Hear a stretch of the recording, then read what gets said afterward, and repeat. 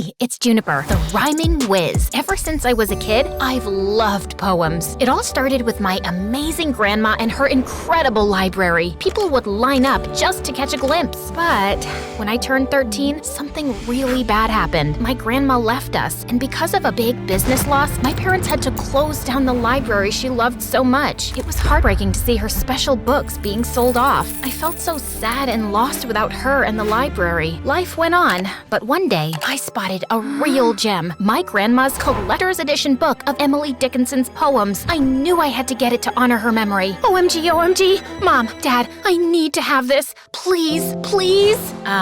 It's pretty expensive. I know you want this because it once belonged to your grandma, but honey, we can't afford this. And you're just 16. Do something fun, like some TikTok dances. Isn't poetry like watching grass grow? I knew Mom and Dad would never understand my love for poetry, so I decided to take matters into my own hands. I took every job I could, from mowing lawns like a boss to delivering newspapers. I was working hard. One day, while I was sweating like crazy, Mrs. Peterson, our neighbor, approached me with an offer I just couldn't refuse, to babysit her toddler son, Tim. But I was a bit unsure. While Tim was as cute as a button, his older brother Jim was a handful. We were in the same class, and that dude had a special talent for getting into sticky situations with his failed magic tricks. But beggars can't be choosers, so I accepted the job. So there I was, babysitting like a pro, changing Tim's diapers and trying to keep Jim out of trouble. And one day, Jim called for help, all tangled up in chains while attempting a magic trick. I helped him out of the tangled mess, all the while laughing my heart out. You really need to be careful with your magic, Mr. Magician.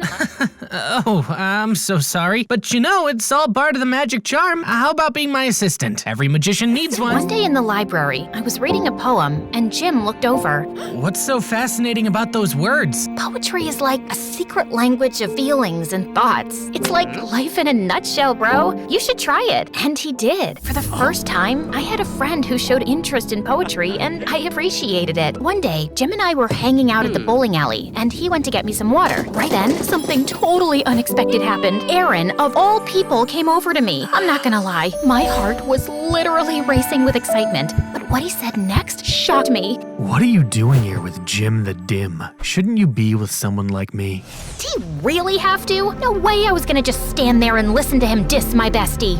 Hey, don't call my friend that. Just look. He's so dumb. He couldn't even figure out how to get water without making a total fool of himself. What an idiot. Whatever. At least he's not a jerk like you. Bug off, Aaron. Once Jim finally returned with a water bottle, he could tell something was up just by looking at my face. Hey, what's going on here? Is he bothering you? Back off, loser. Can't you see we're having a little chat here? She is my friend. If you're bothering her, you're bothering me too. That's right. We're a team, so just back off and let us enjoy. Aaron's face turned redder than a chili pepper at a hot sauce convention as he walked away, and I realized he's definitely not the guy I thought he was. I mean, sure, he's hot, but I should have known better. The dude's got a black belt in meanness. Lesson learned. Next time, check for both hotness and kindness before developing a crush. But the next day at school, when I saw Jim, I was stunned. He had a black eye. What the what? Who did this? It's nothing. I fell from... Don't you dare give me that fell from the stairs. Spill the beans. What happened? I got into a fight with Aaron. He did that? Oh, I am so gonna teach that jerk a lesson. Saying that, I ran to the parking lot where I knew Aaron always hung out with his goonies, and the moment I saw him, I threw a punch at him that left him stunned. You'll regret this, Juniper. I'll make you pay. How? By hitting a girl? You're worse than I thought you were, Aaron. Back off, Jim. It's between Juniper and me now. So, Junie, you think you're tough? Yes, she is. Want to see how tough she is? Let's settle this with a rap battle.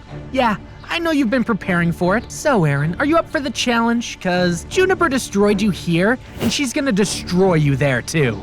Bet I will. I'm not afraid of you, Aaron. We'll see about that. But just so you know, if I win, you'll have to go on a date with me. No way. Oh, you will. And if I lose, I promise I'll apologize to Jim in front of the entire school. Fair deal, right? Bring it on. As Aaron walked away with his friends, reality hit me hard. I had just agreed to a rap battle with Aaron, and if I lost, I'd have to go on a date with him. While I would have been thrilled about the idea before, now that I knew Aaron was a jerk, I had zero interest. embarrassed. Jim, I don't know if I can do this. Juniper, you don't have to do this if you don't want to. But think about it. The cash prize is a whopping $5,000. We can split it. You can finally get those poetry books you've been dreaming of, and well, I can perhaps get that PlayStation 5 my mom's been denying forever. His words sparked a glimmer of hope within me. Maybe, just maybe, I could pull this off. All right, let's do this. And so, we went all in, writing and rehearsing like crazy. Aaron and his crew seemed just as determined, and we saw them often practicing at the nearby park every day after school. One rainy afternoon, as I was on my way home, I was about to slip in a puddle, but Aaron caught me just in time. Careful there. I didn't need you to rescue me. Even though I didn't want to, we both ended up finding shelter under a small roof, and there, I felt a bit uneasy. It was a tight space, and we had to stand close, making the situation all the more awkward. I never thought I'd be stuck in the rain with my archenemy's BFF. I don't know why you think he's your enemy. Jim's an amazing guy. It's you who's a grump all the time. Just like everyone else, you also probably think I'm just a jerk. Duh. You think you've got it all figured out, huh? Well, I've got it figured out that a tough guy act you put on, it's to keep others away. You know, you don't have to be a meanie all the time. Whatever. It's just that things at home aren't good. Everything feels like a mess. Well, everyone has problems, Aaron. I guess it's time you realize that and perhaps show people the goodness in you.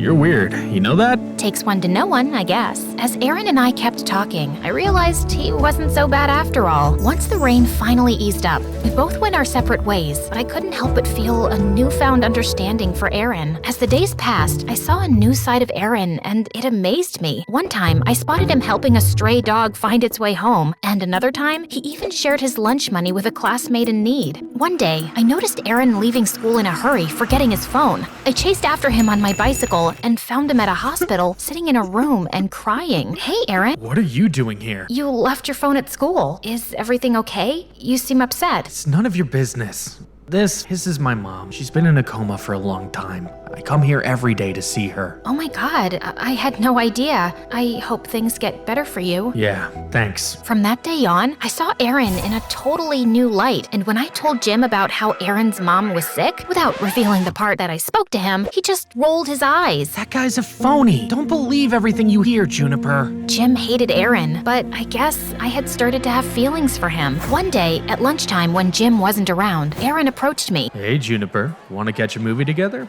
Barbie's playing. I heard it's hilarious.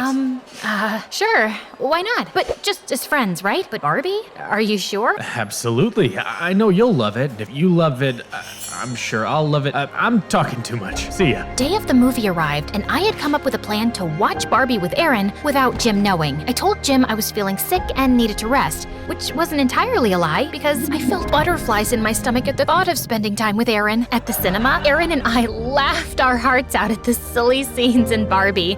It was so fun. But as we left the cinema, I was in for a surprise. Jim was standing there looking heartbroken and hurt. Juniper, you lied to me. I thought we were supposed to be best friends, and here you are with Aaron of all people? It's not what you think, Jim. Aaron is a really nice guy. Juniper, please. This guy, he's a snake. Hey, dude, I'm standing right here. You better shut that mouth. You shut up and stay away from Juniper. Before I knew it, Jim threw a punch at Aaron and knocked him on the ground. I was shocked. Are you crazy, Jim? What's gotten into you? You hurt him badly. But Juniper, you're my friend. You're supposed to be on my side. Jim, I'll be friends with whoever I want. I can't stay around you. It's like I don't even know who you are. I then helped Aaron up and walked him home. He could have pressed charges against Jim, but he didn't, which was very kind of him. In the days that followed, Jim tried to contact me many times, but I wasn't ready to talk to him yet. It felt like everything was spinning out of control, and I needed some time to sort out my feelings. So, on the day of the rap battle, instead of participating, I messaged Jim that I wouldn't be joining. All he replied with was a simple okay. Feeling torn and anxious, I decided to at least visit the rap battle to see Aaron perform and support him, but what I saw there left me shook. Jim was trying his best, but Aaron, he was killing it, and not in a good way. Hey, Jimbo, you lost your friend. Now you're on your own. My tricks played well. She fell for my lies. What a surprise. To the cinema. Took her. She didn't know. Faked talked about my mom. Perfect sorrowful show. She thought I'd changed, but it was just a facade. Remember that call? I tipped you off. So odd. To gain her sympathy, I took a punch so tough. Now she's on my hook. My power to show it's enough. My emotions went wild as I heard Aaron's hurtful words. Seeing Jim's pained expression, it hit me hard. He was right about Aaron's tricks. It all clicked. He had done the whole nice guy act to distract me from the rap battle. He messed with the wrong girl. Without even thinking, I jumped on the stage next to Jim. Jim, my buddy, you know I got your back. Through thick and thin, we never lack. Fake friends leave, but we stand tall. Bonds unbreakable, never gonna fall. They're just haters, but we're the real deal, and that's all. As for you, Aaron, you're a fake, always playing games. Lies, manipulation, it's all the same. Emily Dickinson said, tell the truth but tell its land. But your lies won't fool me, they won't enchant. With Jim, I stand firm, your tricks won't grant. Hearing this, Jim jumped up and down and hugged me tight. I knew you'd come. I had to. Now come on, let's win this thing. Jim and I were doing amazing.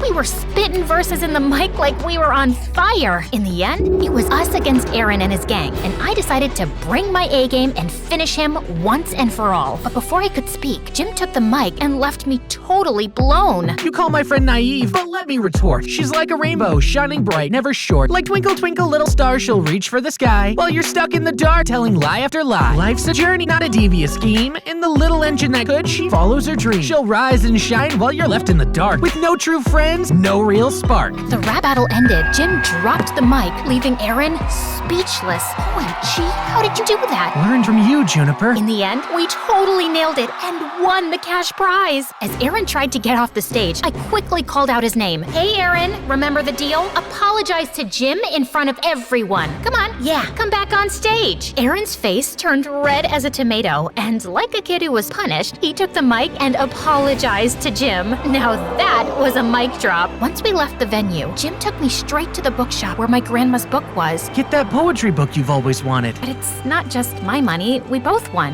You get part 2. No, I wanted to win just for you, Juniper. OMG, you're the best friend ever, Jim. Remember, true friends got your back, no matter what. Fake people and lies can't break real friendship. Trust your buddies.